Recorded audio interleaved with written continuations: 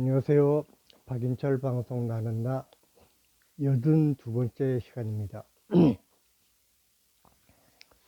어, 오늘은 이제 그 재수할 때 그림을 어떻게든 좀 짧은 시간에 실력을 늘리기 위해서 제 나름대로는 굉장히 그 다양한 형태로 이제 노력을 했습니다. 그러니까 그림을 그리는 시간을 많이 쓴 건 뭐 그건 기본이고,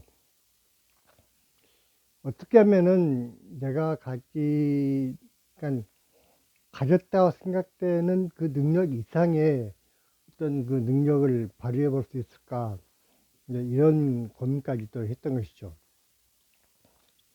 마침 그 당시에 70년대 그 미국과 이제 소련이 그 자본주의와 공산주의의 그 두 축으로 엄청난 이제 그 냉전 시대를 앞서가기 위한 그 정보전이 치열할 때다 보니까 CIA나 그 소련의 KGB에서는 스파이들을 양성할 때 어떤 그 초능력에 관한 그 훈련을 많이 시켰다고 합니다. 이제 그 한 예로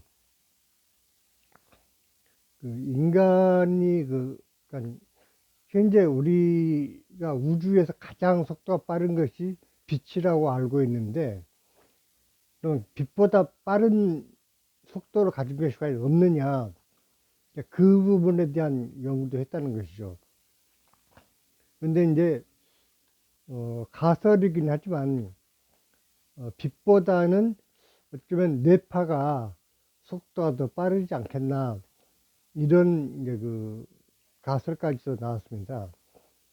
이제 그것을 증명하기 위한 하나의 실험이 있었는데, 그러니까 미국에서 이제 그 잠수함에 그 새끼를 낳은 그 어미 토끼를 잠수함에 싣고 이제 바닷속 깊이 들어갑니다. 거기는 이제 바닷속이다 보니까 전파가 도달하지도 않고 통신 자체가 육상과 그 심해의 잠수함은 이제 불가능한 상태였는데, 그 육지에서 그 토끼의 새끼들을 그 정해진 시간에 한 마리씩 죽이고, 그, 그 시점에서 그 어미 토끼한테서 나타나는 어떤 뇌파의 그 반응을 보았는데, 그 새끼 토끼를 한 마리를 죽일 때마다 거의 동시간에 그 어미 토끼의 뇌파에서 또 굉장한 그 공포와 그 두려움, 이런 그 반응들이 그냥 나타났다는 것이죠. 그러니까 그것을 봤을 때 전파가 도달하지 않는 그 심해저까지도 뇌파는 도달하는 것이 아니겠느냐, 이런 그 간접 실험을 했다는 그런 얘기를 그 당시에 얼핏 본 적이 있습니다.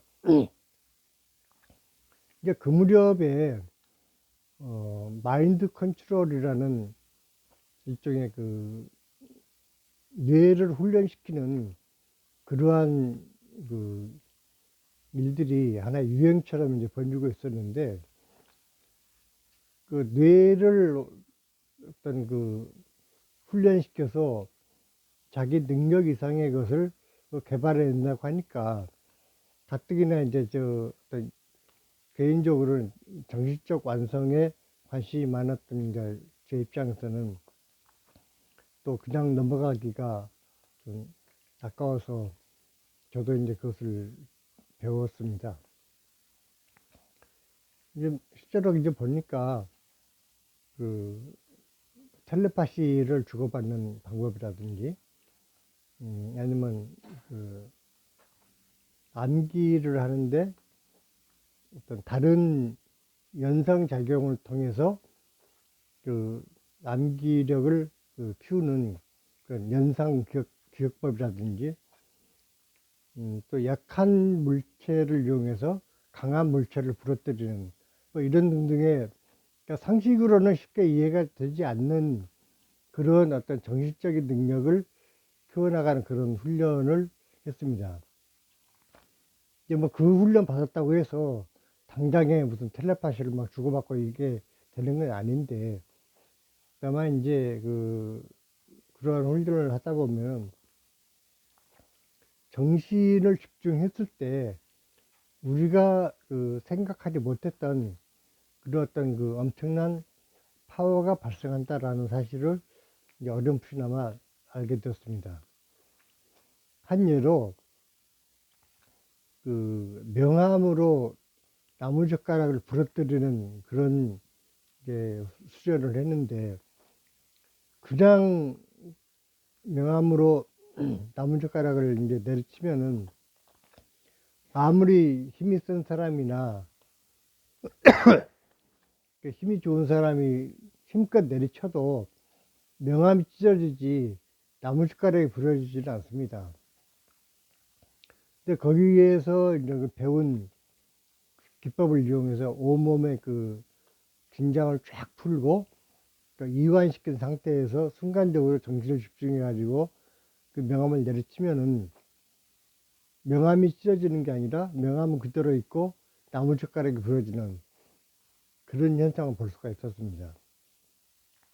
그런데 재밌는 것은 이제 여러 사람이 수련을 하다 보면은 한 사람이 종이 명암을 들고 젓가락을 내리치려고 할 때 여러 사람이 이제 빙 둘러 앉아서 그 사람을 이렇게 보게 되는데, 그 내리 손을 내려가는 그 순간에, 그러니까 그 종이 명암이 나무 젓가락에 닿기 전에 저 사람 이번에는 나무 젓가락을 부러뜨릴 수 있겠다, 아니면 실패한다라는 것을 판단할 수가 있었습니다.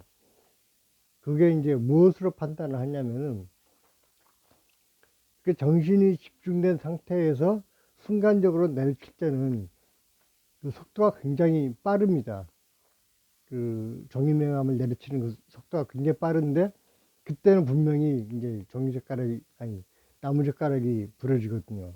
근데 아무리 힘껏 내리쳐도 그 집중이 되지 않는 상태에서 그냥 내리치면은 그 속도가 자기가 생각하는 것보다 훨씬 느리게 내려가더라고요. 근데 그것이 이제 옆에서 지켜보는 사람들 눈에는 그것이 보이거든요. 그러니까 이제 저희 역시 이제 그 종이명암을 들고 호흡을 가다듬고 온몸을 이완시킨 상태에서 순간적으로 탁 내리치면은 이게 나무젓가락이 턱 부러지거든요.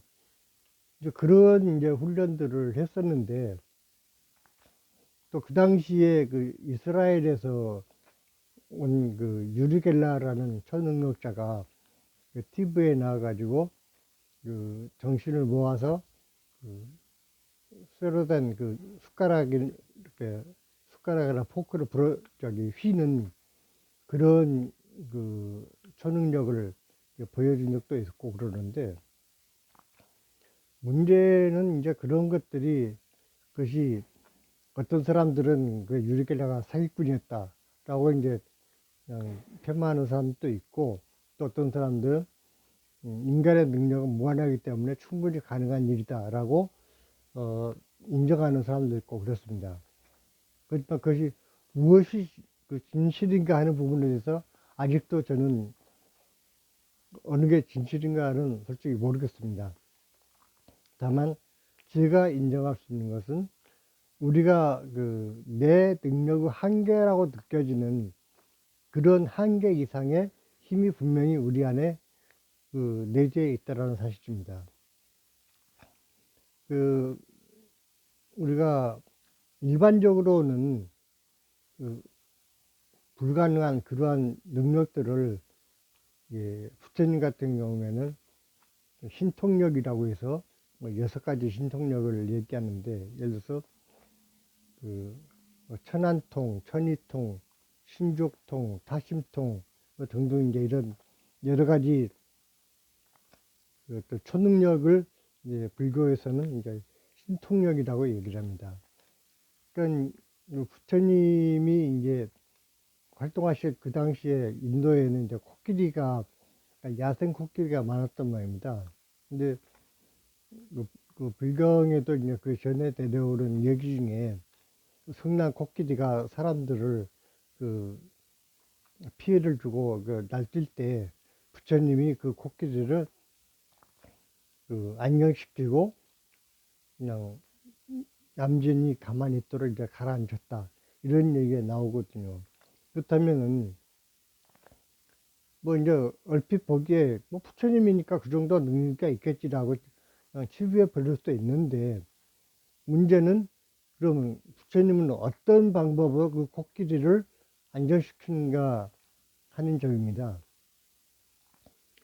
그 코끼리가 사람 말을 알아들을 리도 없고, 부처님이라고 해서 특별히 코끼리하고 대화를 나눌 수 있는 어떤 노하우를 가지고 있는 것도 아니었을 것입니다.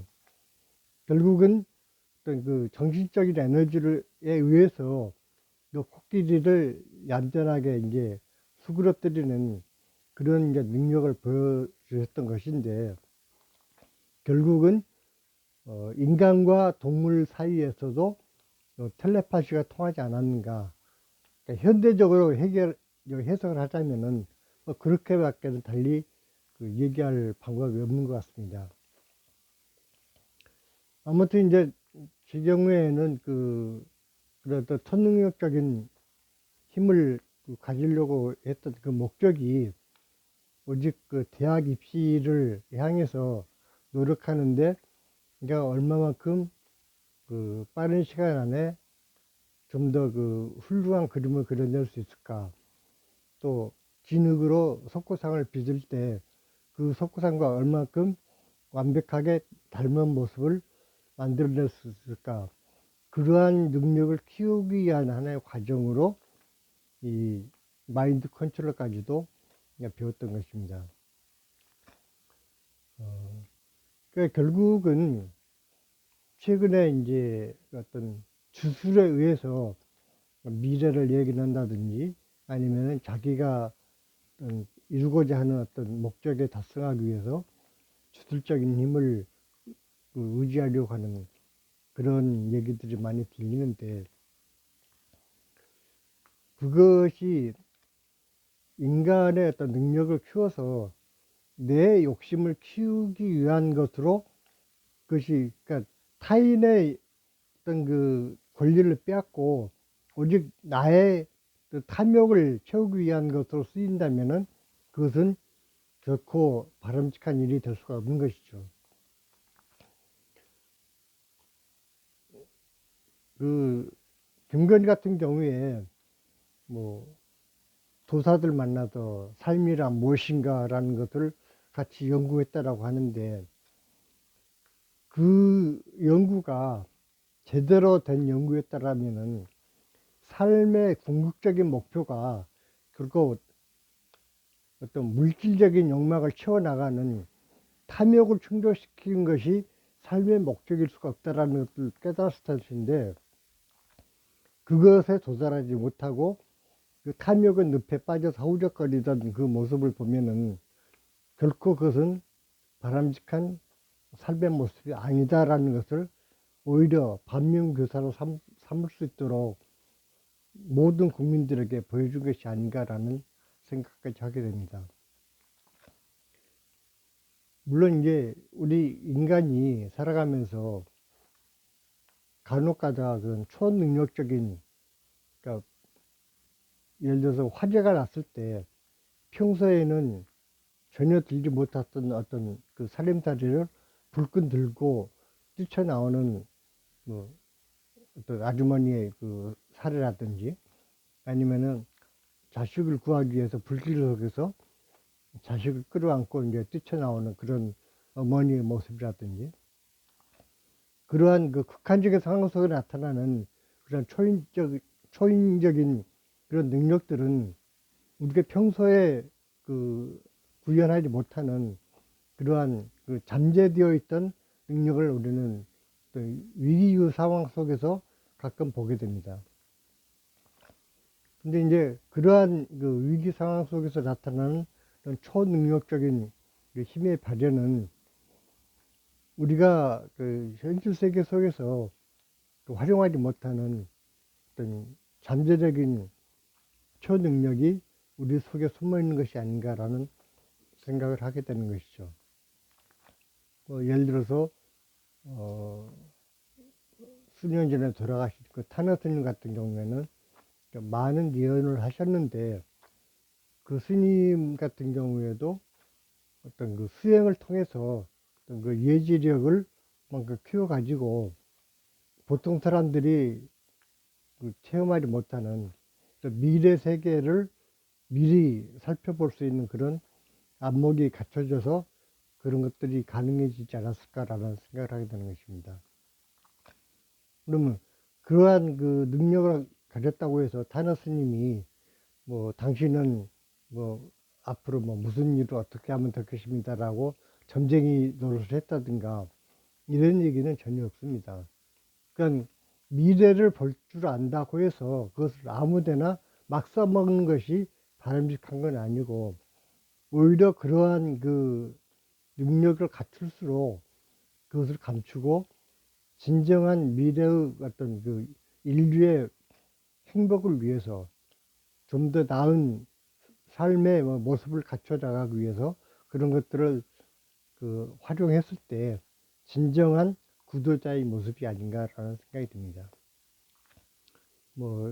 제 경우에는 그러한 신통력을 갖추지도 못했고, 신통력은 고사하고, 조그마한 견성도 이루지 못한 초보 수행자의 그 행태를 아직까지도 좀 지니고 있지만, 다만 그 가운데에서도 나름대로 제가 미술대학을 그 준비하는 데 있어서 어떤 정신적인 안정과 집중할 수 있는 그런 엄청난 그 어떤 그 힘을 주었다라는 사실만큼은 부정할 수 없는 사실입니다. 오늘은 이제